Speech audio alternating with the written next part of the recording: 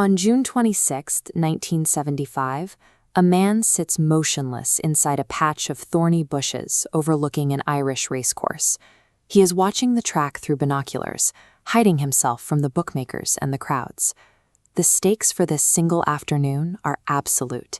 If the horse currently in last place wins, he secures a payout equivalent to $3.5 million today. If it loses, he faces total financial collapse and a likely prison sentence. This is Barney Curley. He is calm because he has ignored the horse and focused entirely on rigging the underlying math of the race. A successful heist targets a system's internal logic. By finding the points where the rules contradict themselves, Barney prepared to rob the track without breaking a single law. Barney was currently £12,000 in debt.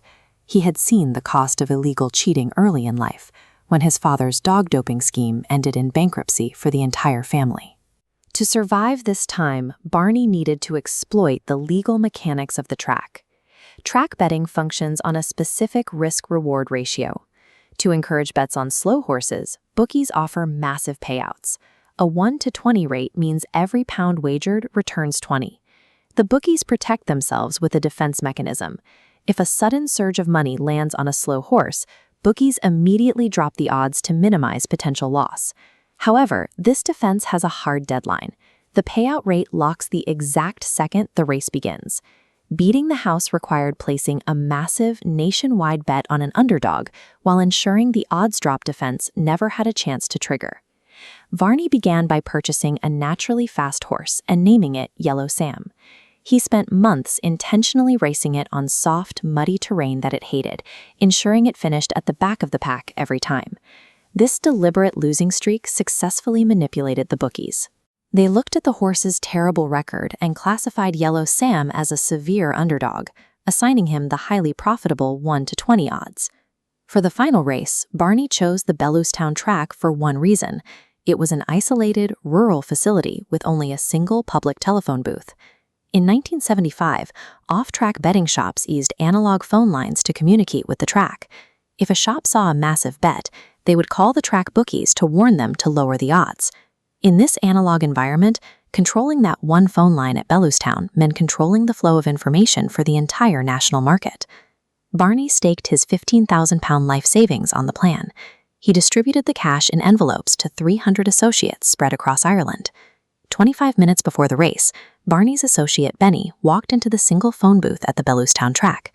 Then he occupied the line with a fake emotional story about a dying relative.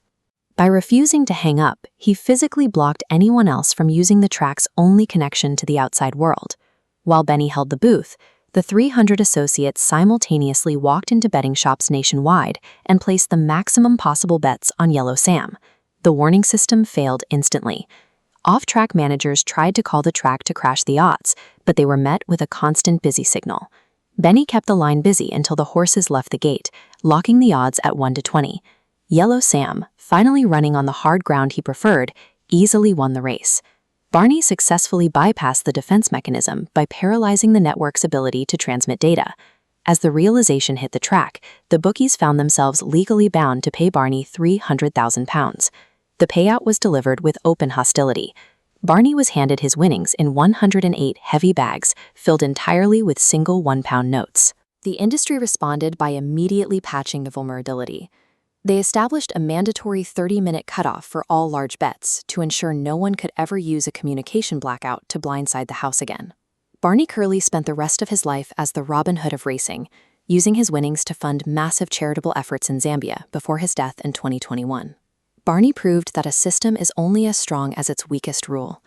By reading those rules closer than the people who wrote them, he performed the most successful robbery in racing history, without ever breaking the law.